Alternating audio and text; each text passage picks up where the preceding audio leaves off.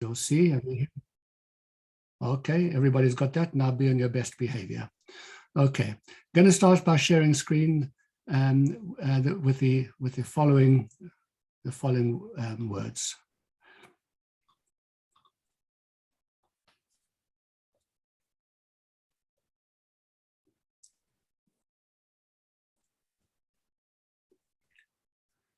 So, anti-Semitism is ancient, it's absurd, and it's also contradictory. Let's demonstrate these points. Lots of people think that the origins of Jew hatred began with the Christian claims that Jews killed their savior. But what we're going to show from some of the texts that we're going to look at tonight is, in fact, anti-Semitism long precedes the advent of Christianity. And in the first of the following two texts, we're going to read from the writings of Tacitus. He was considered one of the greatest historians of the Roman Empire, who lived in the first century of the Common Era. And as he tells the story of the Roman conquest of Jerusalem in the year 70 of the Common Era, he breaks off to discuss the history of the Jews based upon the writing of predecessors. And as we read through it, we will discover that some of the anti-Semitic tropes are all there in his writing. After that, we're going to read segments from a Jewish historian, that was Josephus, who lived at the time of the destruction of the temple and has been hugely informative to us. Much of what we know about that period of time is from his writing, from his works. And he wrote a book called Against Appian. There was a man called Appian who was a Hellenized Egyptian. He was an Egyptian philosopher. He lived in the first half of the first century. We don't have any of his writings extant, but he laid a series of claims against the Jews, and Josephus decided to write a book debunking his claims, and was called Against Appian. And so although we don't have Appian's own writings, we can see from the quotes that Josephus gives us, we get a glimpse of some of the absurd claims that were being made in Hellenistic Egypt long before Christianity against Jews in the first century of the Common Era. And as we read through these two texts, we're going to discover the well-known anti-Semitic stereotypes and prejudices. So we're going to start on page 48 with text number 1, with Tacitus slanders the Jews. And somebody would care to read that to start us off tonight. Looks like, Simon, you're already lit up. So yeah, please go for it. What? Yeah. Page 48. Once, during a plague in Egypt, which caused bodily disfigurement, King Bocchoris approached the oracle of Ammon and asked for a remedy. Whereupon he was told to purge his kingdom and to transport this race to other lands, since it was hateful to the gods. So the Hebrews were searched out and gathered together. Then, being abandoned in the desert, while all others lay idle and weeping, only one of the exiles, Moses by name, warned them not to hope for help from gods or men, for they were deserted by both, but to trust to themselves. The Jews regard as profane all that we hold sacred. On the other hand, they permit all that we abhor. They first chose to rest on the seventh day, but after a time, they were led by the charms of indolence to give over the seventh year as well to inactivity. The other customs of the Jews are base and abominable, and owe their persistence to their depravity. For the worst rascals among other peoples, renouncing their ancestral religions, always kept sending tribute and contributions to Jerusalem, thereby increasing the wealth of the Jews. Again, the Jews are extremely loyal towards one another and always ready to show compassion, but towards every other people, they feel only hate and enmity. And there you are, we move straight on to the second text before we discuss this. This is on page, sorry, I don't have, it's a page 50. On page 50, And this is Josephus on the slander of Appian towards the Jews. Quite a long piece. If somebody would like to read it, that would be great. Ruth, would you like to go for this, please? Thank you. Just unmute first. Okay, you're unmuted. They tell lies and invent absurd calumnies about our temple without showing any consciousness of impiety. Yet to high-minded men, nothing is more disgraceful than a lie of any description, but above all on the subject of a temple of worldwide fame and commanding sanctity. Within this sanctuary, Appian has the effrontery to assert that the Jews kept an ass's head, worshipping that animal and deeming it worthy of the deepest reverence. The fact was disclosed, he maintains, on the occasion of the spoliation of the temple by Antiochus Epiphanes, when the head, made of gold and worth a high price, was discovered. Now, how did it escape him that the facts convict him of telling an incredible lie? He adds a second story of Greek origin, which is a malicious slander upon us from beginning to end. In their anxiety to defend Antiochus, they have further invented, to discredit us, the fictitious story which follows. Appian, who is there the spokesman of others, asserts that Antiochus found in the temple a couch on which a man was reclining. The king's entry was instantly hailed by him with adoration, as about to procure him profound relief. Falling at the king's knees, he stretched out his right hand and implored him to set him free. He said that he was a Greek and that while traveling about the province for his livelihood, he was suddenly kidnapped by men of a foreign race and conveyed to the temple. There he was shut up and seen by nobody, but was fattened on feasts of the most lavish description. At first, these unlooked for attentions deceived him and caused him pleasure. Suspicion followed, then consternation. Finally, on consulting the attendants who waited upon him, he heard of the unutterable law of the Jews, for the sake of which he was being fed. The practice was repeated annually at a fixed season. They would kidnap a Greek foreigner, fatten him up for a year, and then lead him to a certain wood where they slew him, sacrificed his body with their customary ritual, partook of his flesh, and, while immolating the Greek, swore an oath of enmity to the Greeks. The remains of their victim were then thrown into a pit. The man stated that he had now but a few days left to live and implored the king, out of respect for the gods of Greece, to defeat this Jewish plot upon his lifeblood and to deliver him from his miserable predicament. Well, there you are. So the first of our readings had an interesting twist on the story of Egypt. It didn't come about quite the way it's described in the Bible. It was it was the other way around. In fact, they wanted to get rid of us, etc. But in these two texts, if you analyze them and if you go through them and underline the various tropes, etc., you will find that all of the kinds of things that we hear to this very day are right there in all of those texts. And we're just going to do a share screen to show you some of these 10 of the tropes that emerge out of this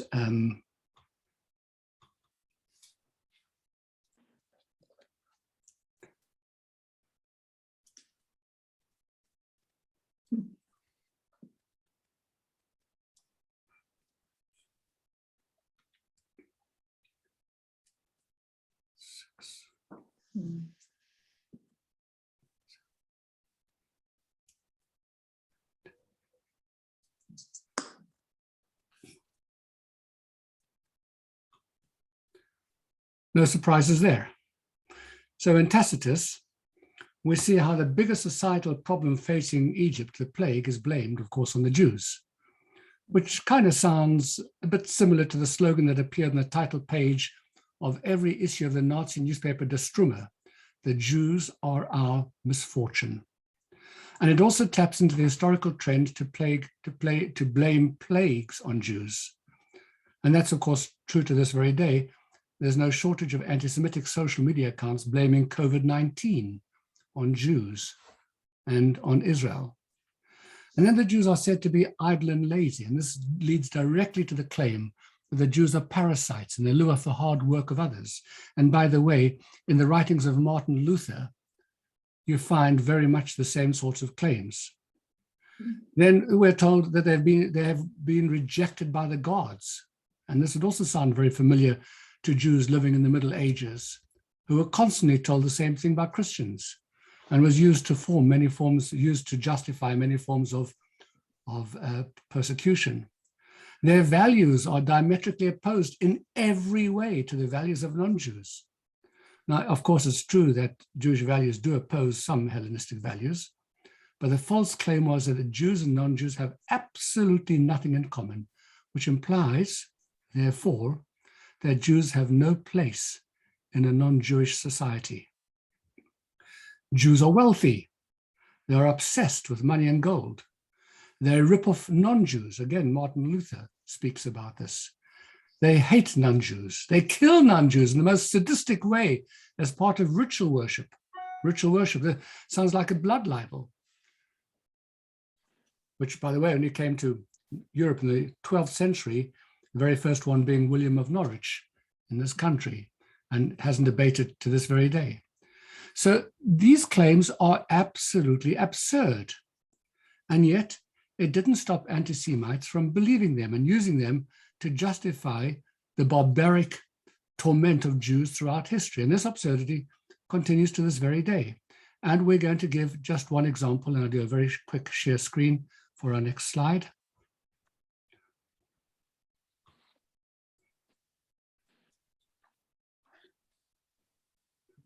The terrorist government of Israel can be ruled out as a suspect for what happened in 9/11. Absurd. Text number 3 is on page 53.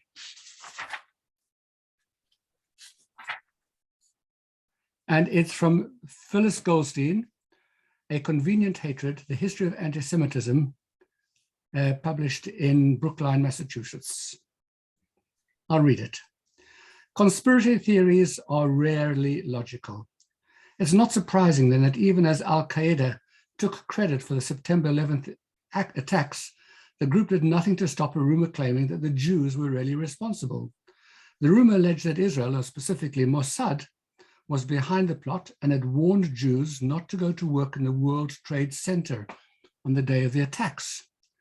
On September the 18th, an editor for a website known as the Information Times posted a message claiming that the terrorist government of Israel cannot be ruled out as a suspect.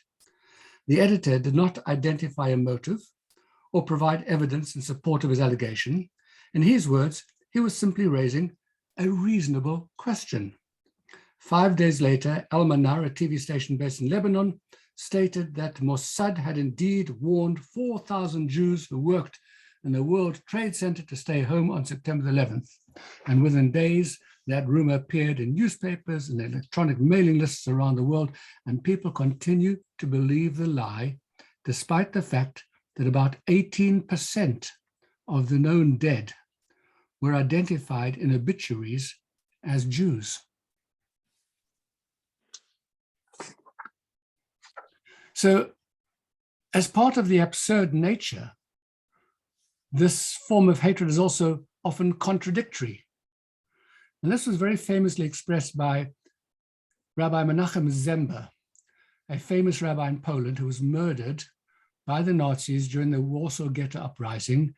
And his words will be read on the following video, but you can also read them, if you wish, on page 54 in text number 4. Here is the video coming up now with, again, a share screen.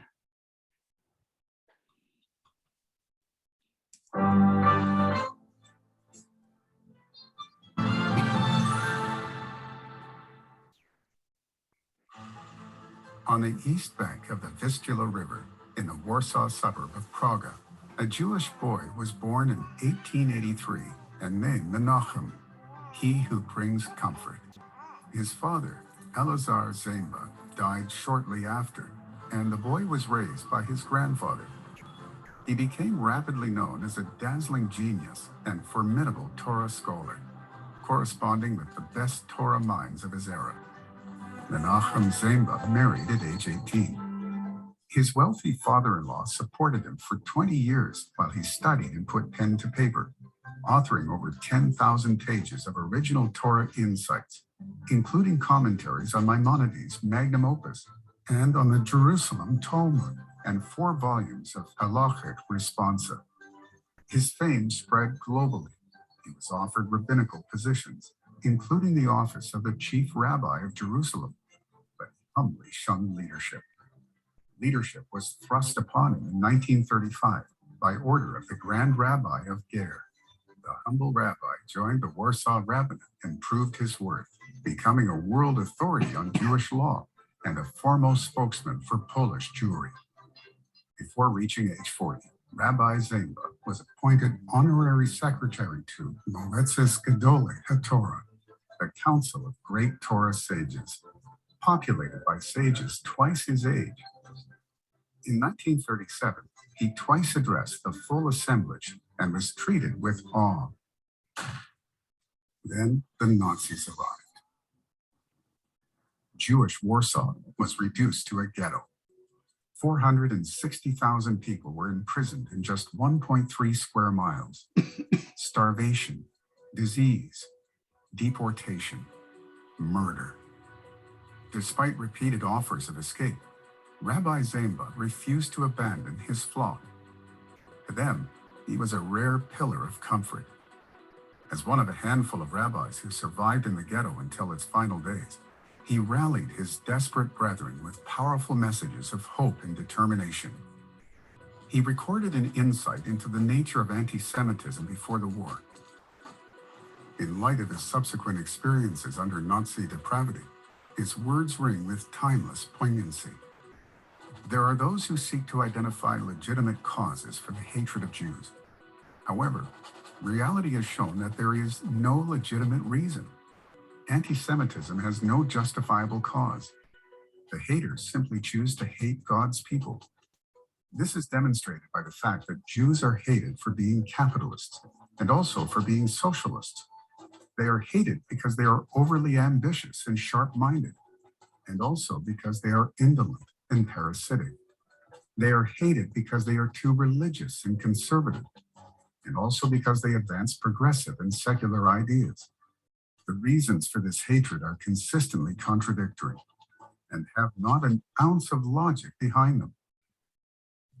Shortly before Passover, 1943, the Warsaw Ghetto Uprising erupted. Amid furious fighting and flames, Rabbi Zemba calmly conducted a Passover Seder as if nothing was amiss. But on the 5th day of Passover, April 24th, 1943, Rabbi Zemba was gunned down by Nazi bullets. The community he shepherded with love and sacrifice came together at terrible risk to bury their beloved rabbi in a temporary grave. His family was deported to Treblinka. None survived. His lifetime of copious writings rose to heaven in the Warsaw fires. Hardly any of it survived. In 1958, his body was exhumed. Tens of thousands of people amassed, including an array of leading Jewish sages, to lay the heroic rabbi to eternal rest in dignity. Reality has proven that this righteous man was right. There is no legitimate reason for the hatred leveled in each generation against the innocent men, women, and children of the Jewish people.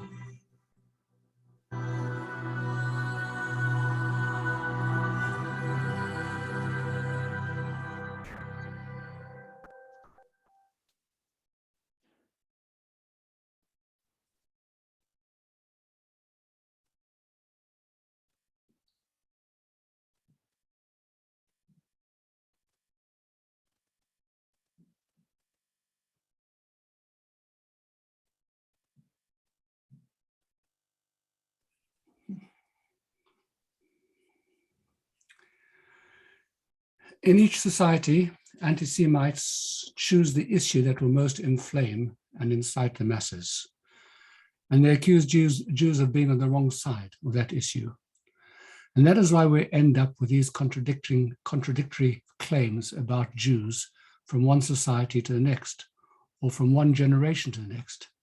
At its core, however, is a simple but awful hate that has nothing to do with the garb that it assumes. The absurdity of anti-Semitism leads us to two brief but very important points. First, considering how delusional and nonsensical anti-Semitic claims have been, it might seem that the reasonable way to defeat anti-Semitism is simply to get the correct information out there. By educating the masses and proving how these claims are false, we could finally put this silly hatred to rest. And that indeed was Josephus' intention with his work against Apion, from which we read. To answer the various anti-Semitic charges leveled at the Jews by Hellenistic writers. But unfortunately, against Apion's effectiveness was pretty limited, evidenced by the last 2,000 years of Jewish history. So although this effort and approach is important and does have a benefit, it's mostly for those who don't want to believe the lies. But hardcore haters won't allow themselves to be confused with the facts. They either deny the evidence or they move on to new conspiracies about us. It's another share screen.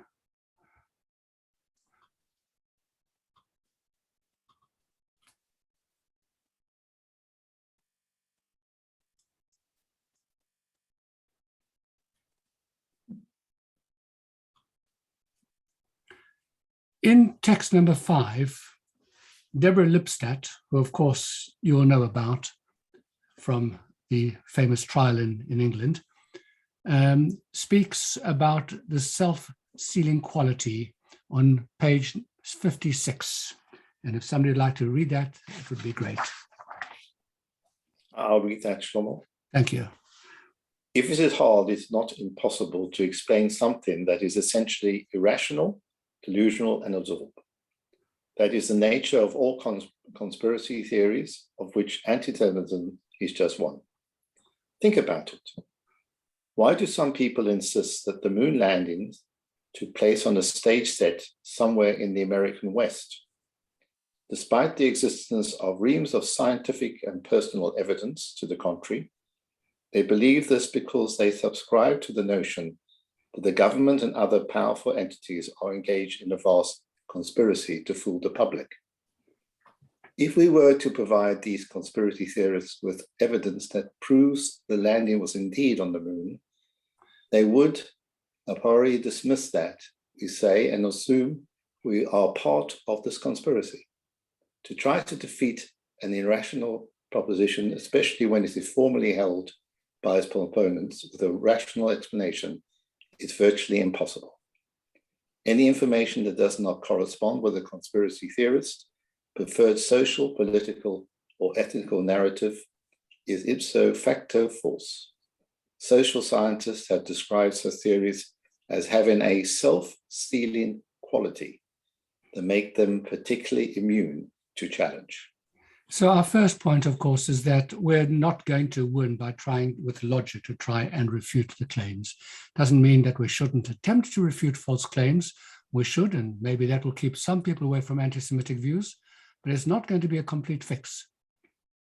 And the second point about all of this absurdity and contradiction is about the names anti-Semitism and anti-Semitic, because these terms actually originated with the haters themselves. They intended to make Jew hatred sound like a respectable theory, an idea worthy of discussion and debate, if not respect and admiration. The name is meant to evoke such terms like anti-nationalist, anti-separatist, anti-monarchist, anti-Semitic. And the source of the term appears to originate in 19th century Germany, as we read in our next text, text number 6 on page 57. It's from Glickel of Hamelin, The story over here is Glickel of Hamelin was a Jewish businesswoman in Germany during the second half of the 17th century, and she authored a memoir that is extant and recounts to us a story that occurred in 1687. In short, a non-Jewish resident of Hamburg was sentenced to death by the local authorities for murdering 2 innocent Jewish men.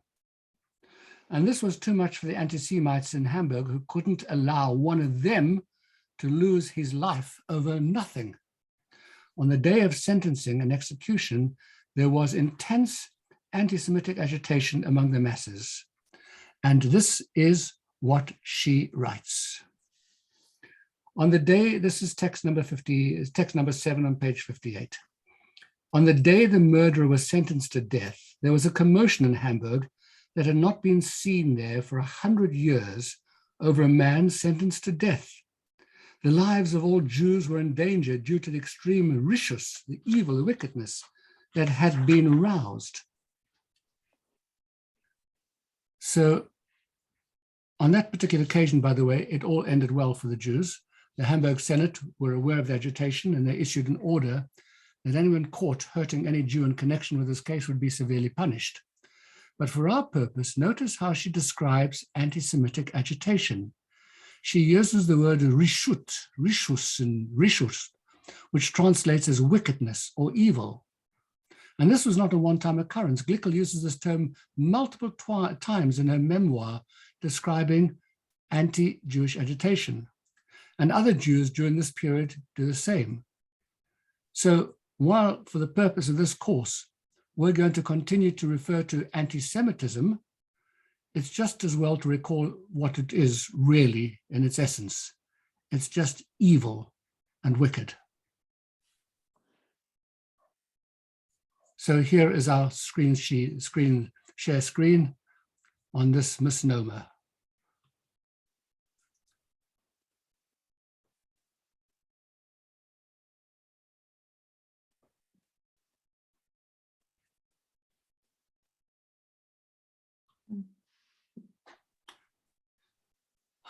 That leads us, therefore, to the central question of today's lesson. Why the Jews? Why has this absurd hatred persisted for so long? What could possibly explain the persistence of anti-Semitism? Many have attempted to explain this extraordinary phenomenon of blind Jewish hatred, and Jonathan Sacks is one of them. In text number 8 on page 60, Why the Jews? Somebody read this, please. I'll read it. Thank you. There has been an almost endless set of speculations about what the cause of anti-Semitism actually is. Some have seen it in psychological terms: displaced fear, externalization of inner conflict, projected guilt, the creation of a scapegoat. Others have given it a socio-political explanation. Jews were a group who would conveniently be blamed for economic resentments, social unrest, class conflict, or destabilizing change. Yet others view it through the prism of culture and identity. Jews were the stereotyped outsiders against whom a group could define itself. Yet others, noting the concentration of anti-Semitism among the very faiths, Christianity and Islam, that trace their descent to Abraham and Judaism, favor a Freudian explanation in terms of the myth of Oedipus. We seek to kill those who gave us birth. It would be strange indeed if so complex a phenomenon did not give rise to multiple explanations. Well, here's the question for you. Do any of these explanations resonate with you? Are you satisfied with any of that? Does that now explain for you why there is the persistence of anti-Semitism despite its illogicality, its absurdity, its contradictions? And the answer is probably, I suspect, no. So we're going to, once again, try to turn to Jewish sources to find the answer to our question. And this might be, and as everything in the course, we're offering this to you, you make up your own mind whether you want to buy it or not. But I'm going to offer you an explanation that was given by the Lubavitcher Rebbe in his interpretation of a Talmudic passage on the Megillah of Esther, which is the source text for us of anti-Semitism. And what is important about this explanation that we're going to try and offer tonight is that it'll help us to gain a better idea of what to do and what not to do in our quest to outsmart and to defeat anti-Semitism. So here is the gist of the Esther story. You know, they say that the definition of a Jewish festival is, they tried to kill us, we won, let's eat. Well, in the same 3 slides over here, we'll get why the Jews, psychological, so this is Jonathan Sachs, socio-political, cultural, religious. Okay, here's the story of Esther. Haman wants to destroy the Jews. The king doesn't need any convincing. Whatever you can keep, the silver you can keep, and the people do with as you please. That's the story in a nutshell, okay? Now, the Talmud describes the relationship between King Ahasuerus and Haman in a parable. And it's a very interesting parable. And it's the one that the Lubavitcher Rebbe is going to want to interpret for us. It's text number 9 on page 61, which I'll read because it's relatively short. We can use a parable, says the Talmud, from the Tractate of Megillah on page 14a. We can use a parable to gain insight into the respective positions of Ahasuerus and Haman. They are similar to 2 individuals, one of whom has a tall mound in his field, and the other one has a ditch in his field. The owner of the ditch mused to himself, I wish I could buy the tall mound to fill my ditch. And the owner of the mound said to himself, I wish I could purchase the right to dump my mound in his empty ditch. Not long after, the 2 met. The owner of the ditch said, sell me your mound. The owner of the mound said, take it for free. You'll do me a favor. And you'll take all of this excess soil in my mound and you'll fill your ditch and everybody's happy. And that is the parable that the Talmud gives on the relationship between King Ahasuerus and Haman. And we want to try and now to understand it. And there's a question, first of all, by the way, when the Talmud cites analogies, it's usually not just to give us a nice kind of little idea here, which, oh yes, click, everything falls into place, but it's really usually to deepen our understanding of a perplexing idea. There's something which the Talmud needs to explain to us, which we didn't quite get before we came to this analogy. So what is the deeper insight that we're going to gain from this parable? What was not understood in the story that requires the help of a parable? Back to share screen.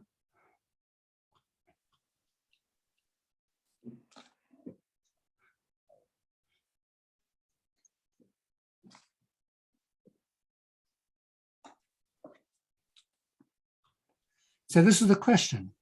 The Talmud equates Haman's attempt to murder the Jews to an owner of a field who needs a pile of dirt to fill up his ditch.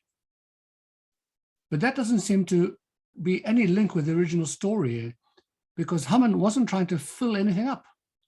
He was trying to annihilate people. He was trying to remove them, not fill a ditch. That's the fundamental problem over here. So what is the deeper insight? The Talmud, suggests the Rebbe, is actually teaching us that there are 2 dimensions to the anti-Semite. Back to share screen.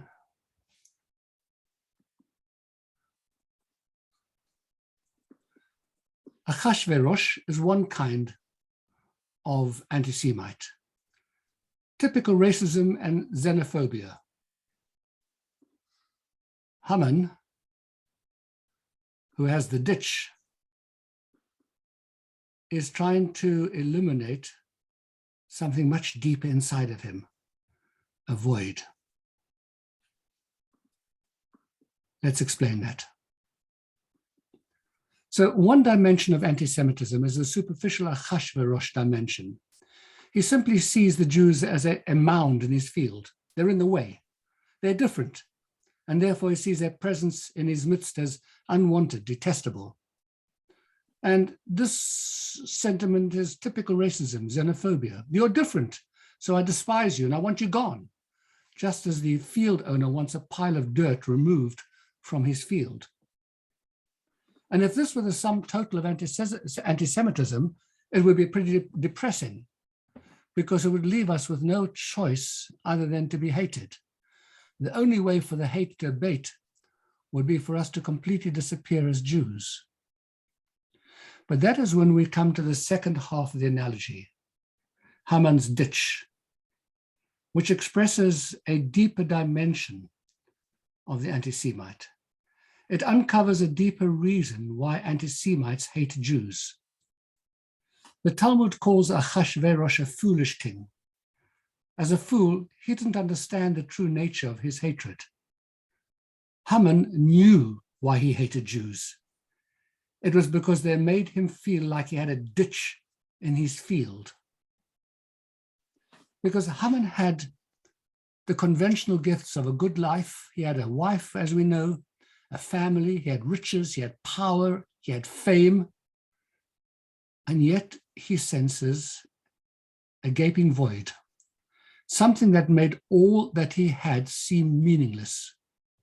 And this inner void was triggered acutely when he encountered a Jew, as we see from this passage in the Megillah in text number 10 on page 63. With the reader, please.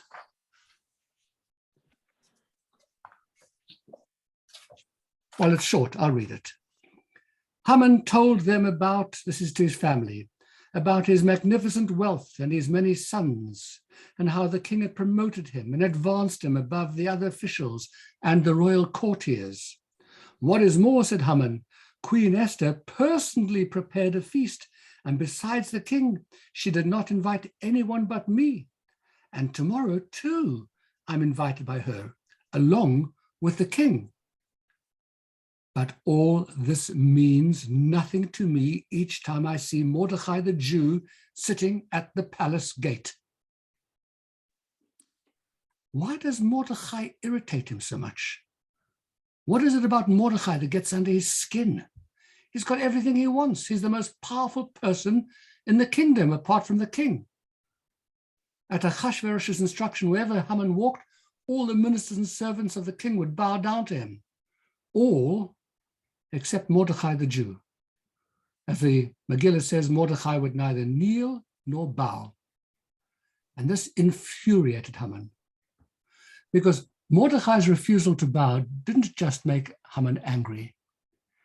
There was something about Mordecai the Jew that made Haman feel that by comparison, his life and his fortune were worthless. All of this means nothing to me each time I see Mordecai the Jew sitting at the palace gate.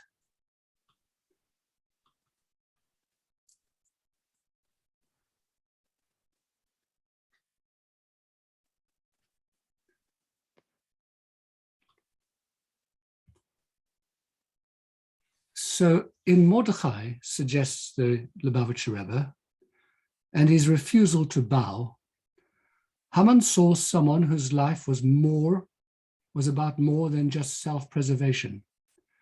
He saw someone committed to living for a higher purpose, abiding to God's commands, even at great inconvenience, even to the point of ultimate sacrifice. This is a man who had something to live for.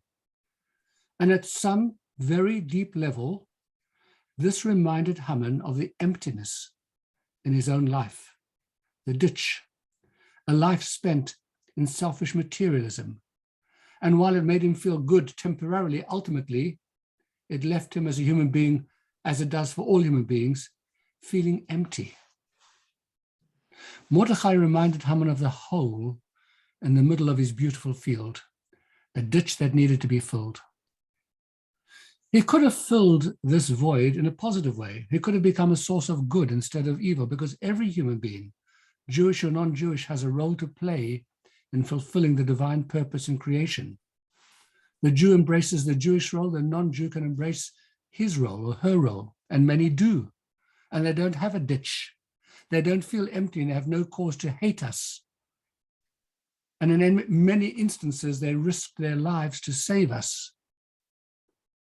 But there are others who don't take that path. And that is why they hate us. This, suggested the Rebbe, is what lies at the core of this anti-Semitism, this unreasonable hatred. And the Talmudic passage that we've read therefore provides us with an insight, albeit in very coded fashion, of what underlies the Hamans of every generation. And as we'll see in the next section, if this explanation has any validity, and it's for you to decide whether you buy it or not, there are some important implications that surface from this particular explanation. What is important about this explanation is that it changes what I'm going to call the orientation of anti-Semitism.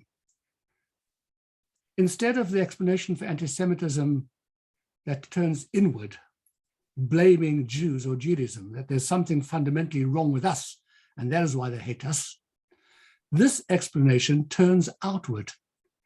It identifies the hate to be in the hater. He has an emptiness because of the way he lives his life. The Jew merely reminds him of his problem. And if this is the case, that the problem is with the hater and not with the hated, it leads one to some very important consequences. Not to internalize anti-Semitism. And this was again beautifully explained by Jonathan Sachs in text number 11 on page 64. With a reader, please. I will. Volunteer. Thank you. Jews must fight anti-Semitism, but never internalize it. That is easier said than done. If you're hated, it's natural to believe that you are hateful and that the defect lies in you. It rarely does. Hate exists in the mind of the hater, not in the person of the hated. Jews have faults, and Judaism is a religion of self-criticism and repentance, but those faults have nothing to do with those of which they are accused of by their enemies. Anti-Semitism tells us about anti-Semites, not Jews. One of the mistakes made by good, honorable, and reflective Jews was to believe that since Jews were hated because they were different, they should try as far as possible not to be different. So some converted, others assimilated, yet others reformulated Judaism to eliminate as far as possible all that made the Jews and Judaism distinctive. When these things failed, as they did, not only in 19th century Germany and Austria, but also in the 15th century in Spain, some internalized this failure. Thus was born the tortured psychology known as Jewish self-hatred. And here we have a summary of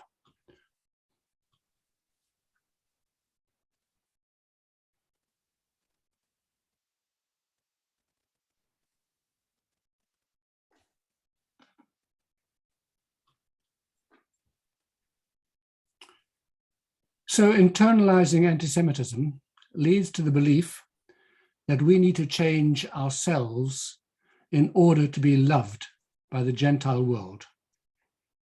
And extreme examples of internalizing anti-Semitism are conversion or complete assimilation, as we saw in Germany, for example, and it didn't help. Others will take it to a less extreme. Maybe you should give up some of the traditions of Judaism, such as kosher or Shabbat, the things which make us distinctive.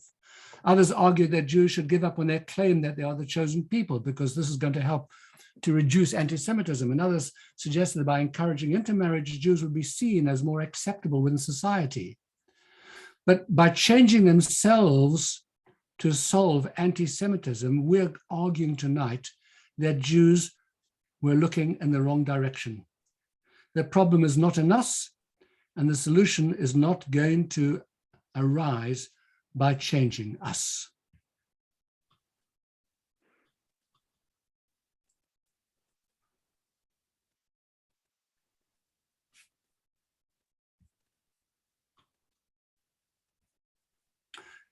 The discussion of internalization leads us into another important and sensitive topic: whether Jews should seek to reduce our distinctiveness and our noticeability.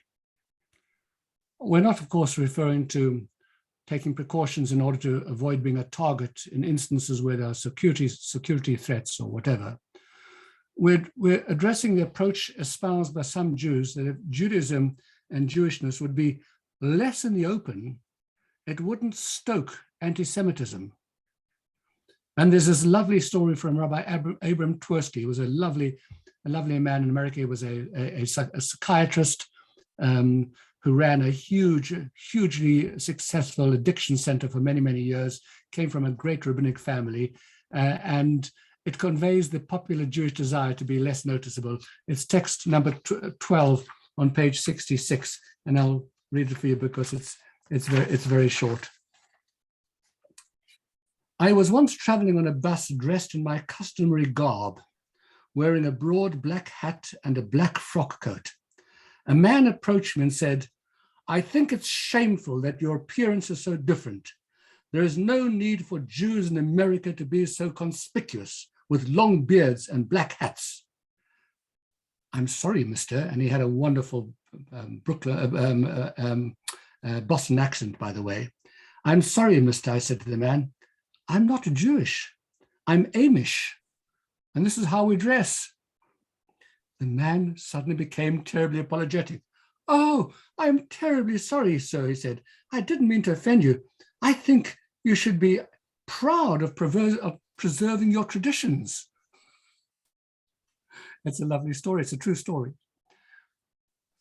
Here's the question. Do Jews belong in America? Do Jews have a right to live in Canada? Can a Jew live in the United Kingdom?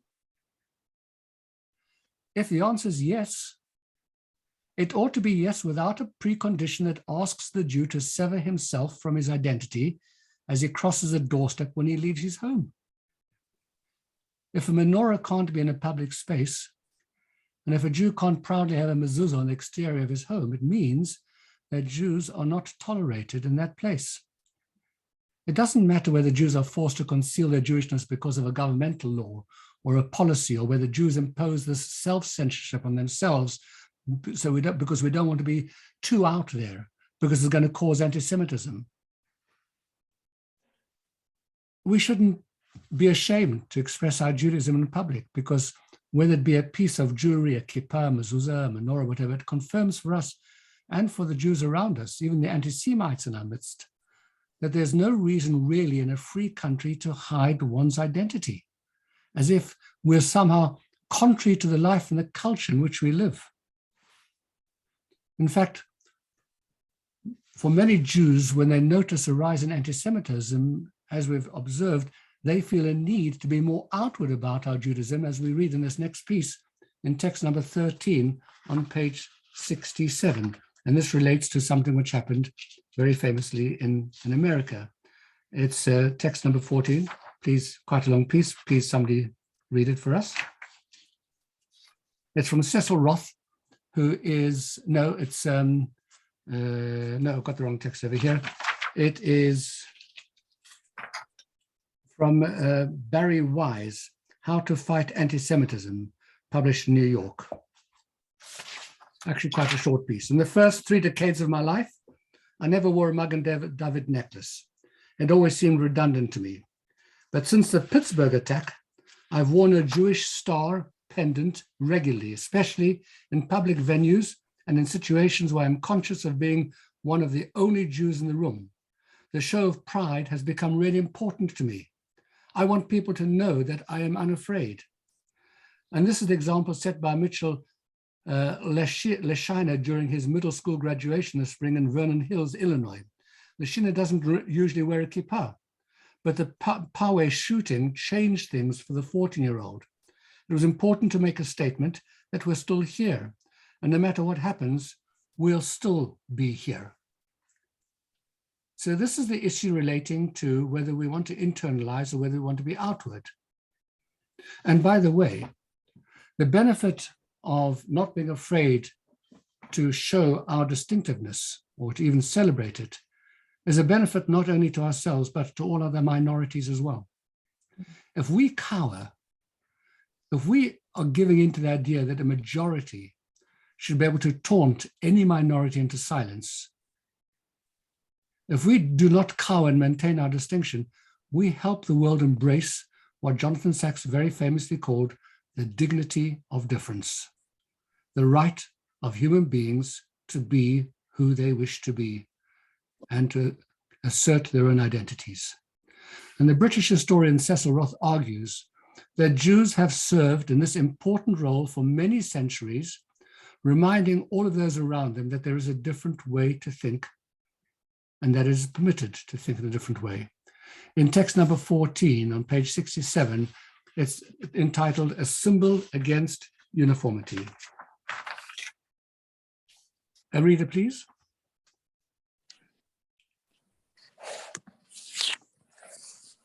I can read this. Thank you very much. In this fact perhaps lay the greatest service of the medieval Jew to mankind. It was a period when authority was triumphant in the intellectual sphere, when thought was circumscribed even more than practice, when uniformity had established itself not as an accident, but as a principle throughout European life. Had this state of affairs continued unchallenged, progress, scientific as well as philosophical, would have been impossible. The mere fact that the Jew existed and that he preserved the habit of independent thought helped to save the world from this menace. It was impossible, even for the least original mind, to fail to realize that in the Jewish quarter there existed a class as intelligent, at least as other men were, who yet did not believe as other men, who possessed literature and beliefs and practices which were not like those of the rest of the world, and who refused to pay even lip service to the prevailing ideas. This very fact saved the world from accepting uniformity finally as a natural thing. It stimulated students and thinkers to realize the existence of other spheres to conquer over and above those which were delineated from the pulpit. And if, from time to time, Europe shook off its lethargy and began to re-examine for itself the wells of human thought, the propinquity of the Jew was in part responsible. Thank you very much. So your question is, he puts the argument nicely, the question is whether you're persuaded by it. But simply by being proud to be different, what he's saying is that Jews have always represented that there's another way to be. And you don't have to be the way everyone else is. No one or group should be ashamed of their identity. Here are our slides.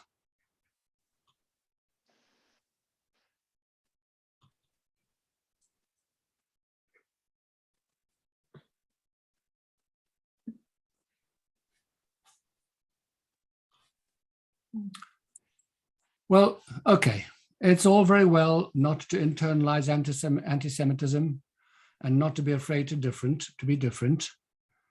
The question is whether this outward Jewish posture can actually play a role in reducing anti-Semitism. Does it work better for us if we show who we are, or does it work better for us if we hide away?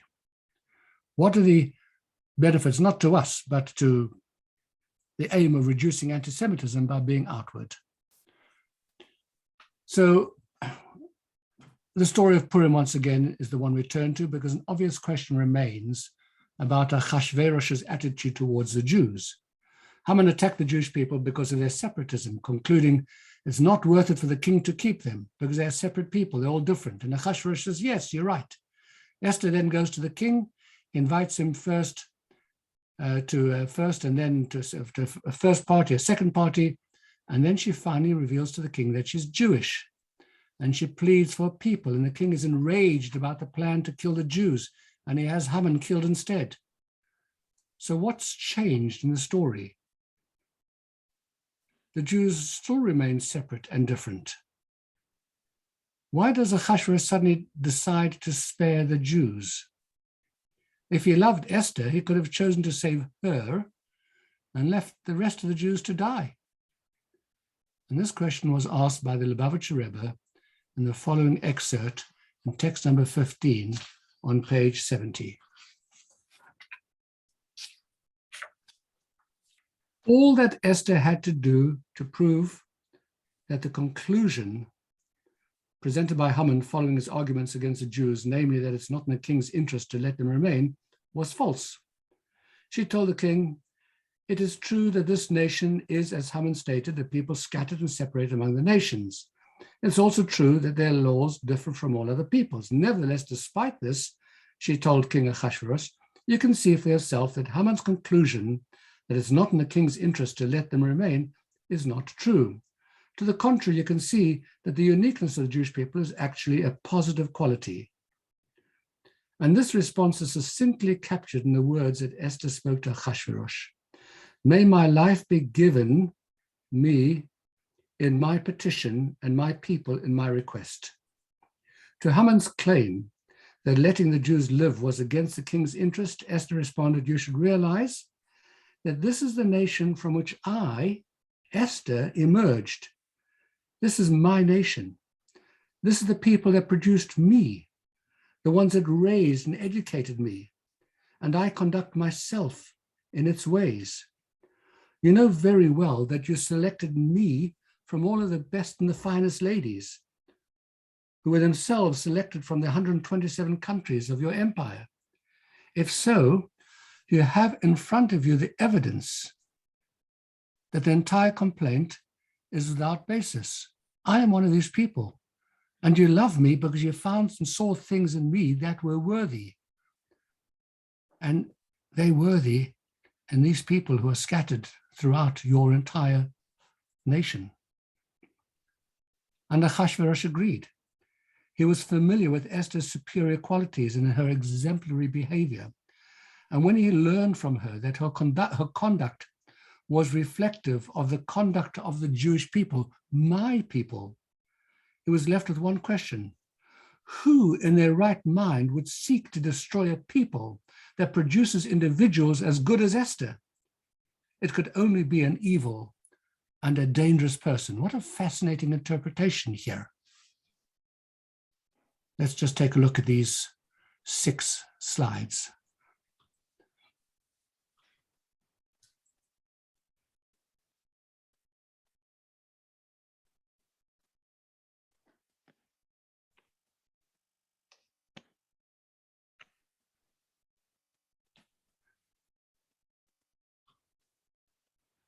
That's where we're going to in this course tonight.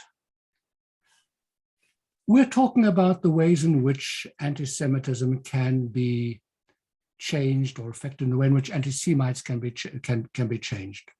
We recognize and we know that there are these hardcore anti-Semites, and there's nothing that we're going to say, no arguments that we're going to produce that is going to make a difference to them. We know that. But many, many, many people who are anti-Semitic are not anti-Semitic in that way. They're anti-Semitic because they just don't know about Jews, or they've heard stories or whatever. They've never really encountered anybody who's Jewish. And in our times, when we live and work in mixed societies, this is the most effective way for us to reduce anti-Semitism. If, as a committed and an observant Jew, unashamed of one's Jewishness and of one's identity, you meet people who you work with or you socialize with, or you meet incidentally, somebody who comes to fix your printer, or a workman who passes you and comes into your home for a moment, and actually sees in you moral behavior, sees a standard of conduct, and sees kindness that is linked to one's identity and observance as a Jew, it may very well form a good opinion of Jews in general. I have to tell you the story. of a time when I was still a South African citizen. Before I had British citizenship, I'm still a South African citizen with dual citizenship, and I had to go and renew my passport. And I had to stand, the South African consulate was in temporary quarters at the time. We had to stand outside in the street in a very long line for a very, very long time, and then make our way through into a stuffy room, nowhere to sit.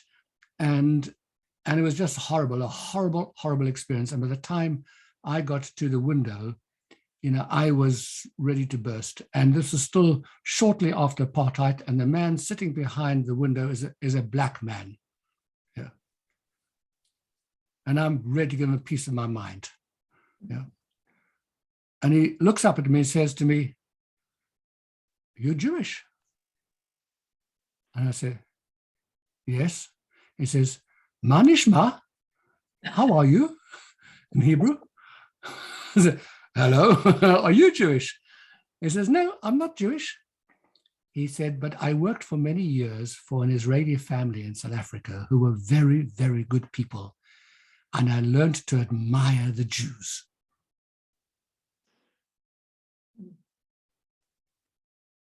That's all it took.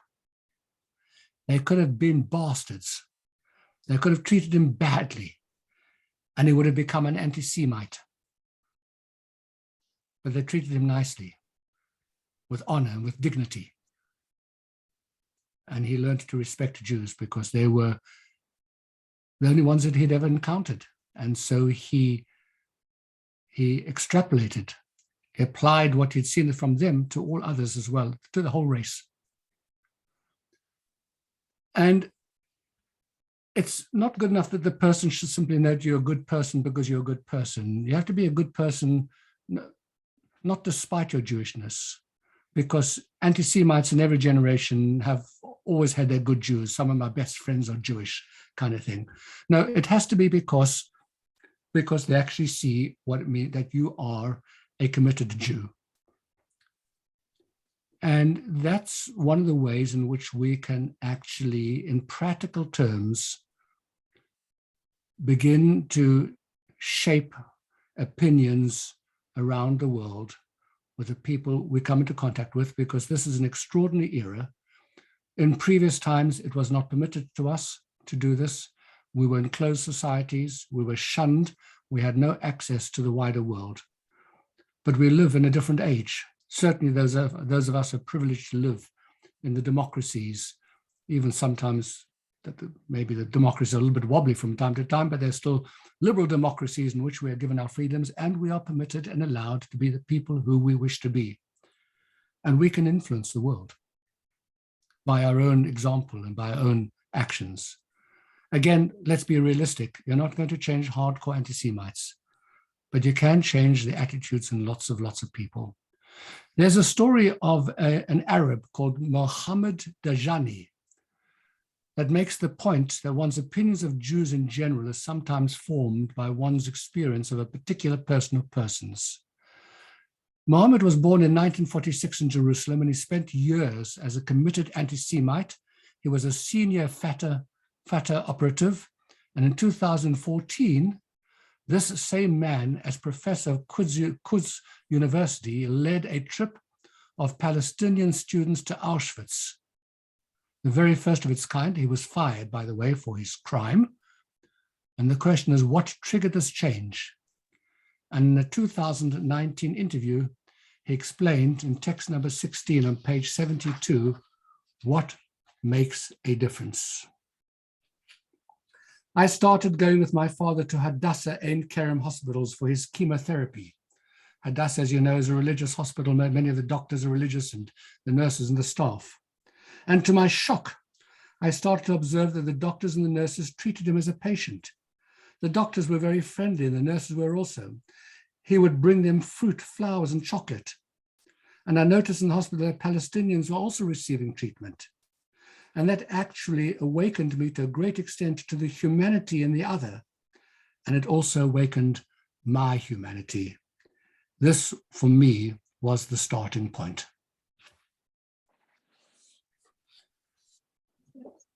The idea that people with negative feelings about Jews can be influenced to see Jews in a positive light is the second big idea underlying this ditch complex explanation that we spoke of earlier. If the root of anti-Semitism of the Haman type is a sense of emptiness, there are two ways to deal with it, either positively by making one's life more meaningful, or by hating those who have something in their lives that is missing from one's own life. And if the latter is chosen, it is a corruption of what could have been positive and redeemable. This emptiness, therefore, has the capacity to either lead to evil or to good.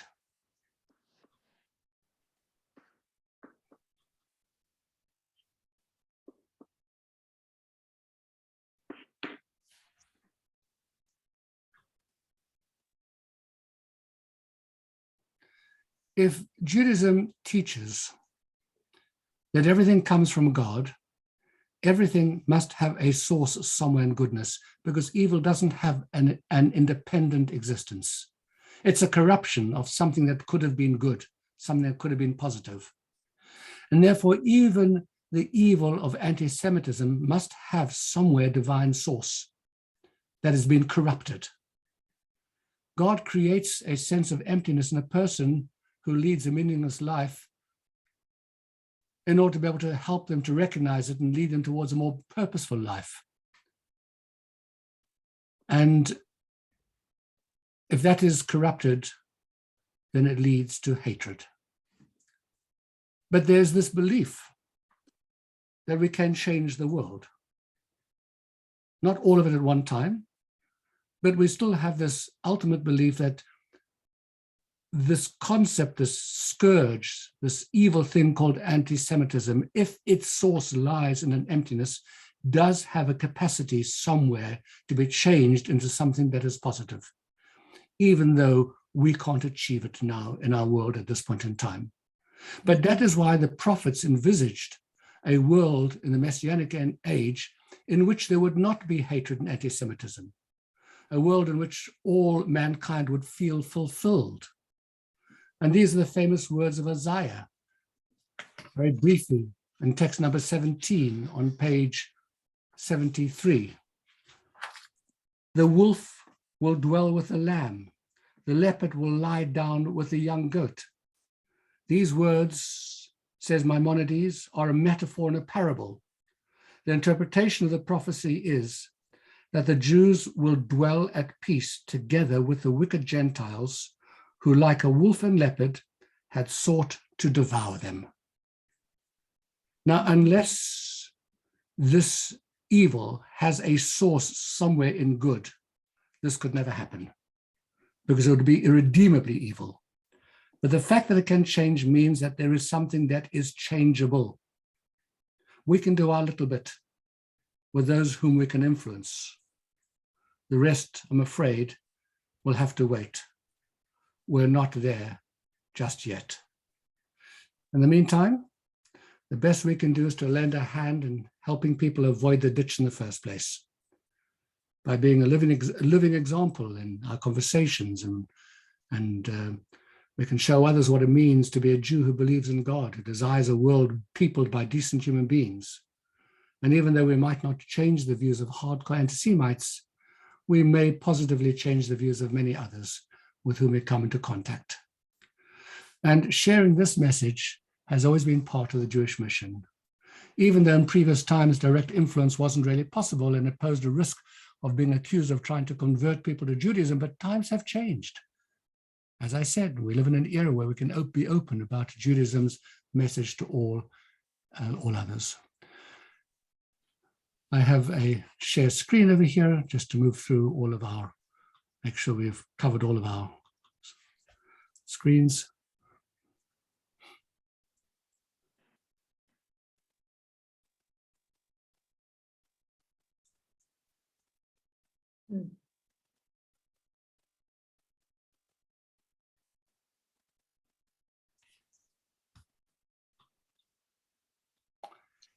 Finally, we're going to conclude tonight with a story of a Jew teaching a non-Jew about how he was created for a purpose.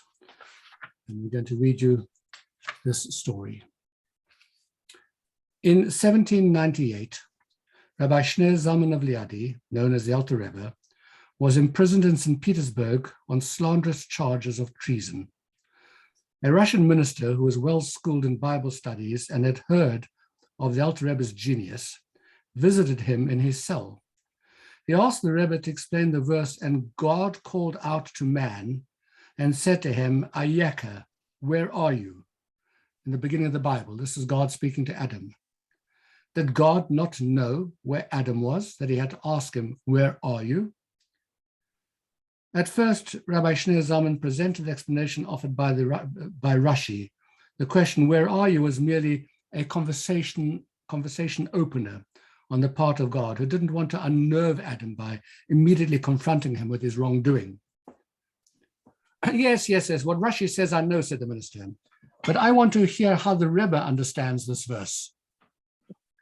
The Rebbe replied and explained, "Where are you is God's eternal call to every man.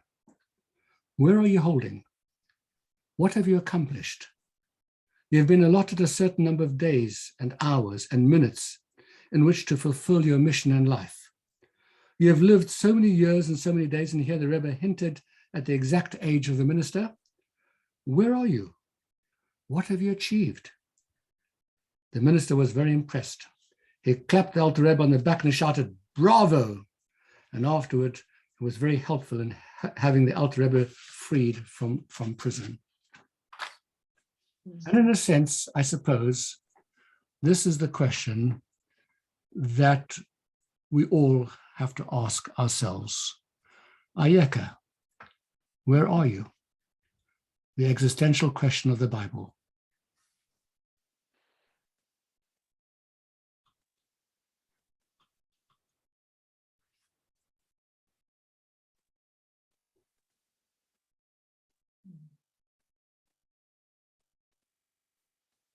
Lesson 2. No apologies. 1. The absurd and contradictory claims of anti-Semites have persisted for millennia. Attempting to refute these conspiracy theories may keep some people away from anti-Semitism, but it has proven to be a futile endeavor against hardcore haters. 2. The term anti-Semitism sounds more like a theory and fails to convey that this phenomenon is actually evil wickedness. 3. Much has been said about the root cause of anti-Semitism. One approach sees it resulting from an inner void due to the lack of a true sense of purpose in life. The Jew represents a commitment to living for a higher purpose and dedication to the mission given to humanity by the world's creator. Anti-Semites wish to obliterate their inner emptiness that they are reminded of when encountering the Jew. 4. Hatred exists in the mind of the hater, not the hated. We must avoid internalizing anti-Semitism and imagining that changing elements of our Jewish heritage will solve anti-Semitism. 5. Jews and other minorities cannot be expected to be bifurcated people, severing themselves from their identities in the public sphere. For a minority to have rights in a given place means that it can have a public presence. Being open about our Jewish identity benefits Jews and other minorities. 6. For some potential haters, the best antidote against stumbling into anti-Semitic views is knowing Jews who are upright and of noble character, and noticing that this goodness is linked to their Jewish identity, upbringing, and way of life. To have this influence, we must be open about our Jewish identity. 7. A Jewish explanation for anti-Semitism must allow for the possibility of change, because the Jewish prophets insisted in God's name that anti-Semitism will eventually cease altogether. 8.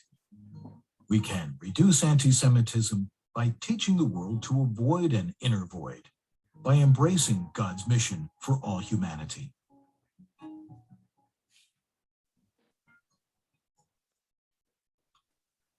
Well, that's tonight's lesson.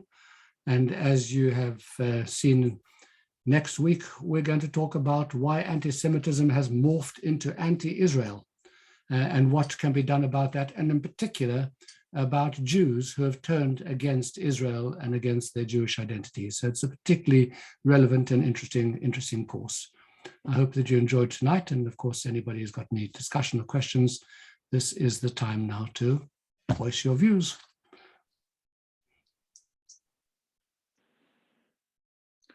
I was just Ruth? I was just thinking that if one actually doesn't show that one is proud of one's Jewish heritage, it makes the others, the anti-Semites, feel that you believe that you have something to be ashamed of.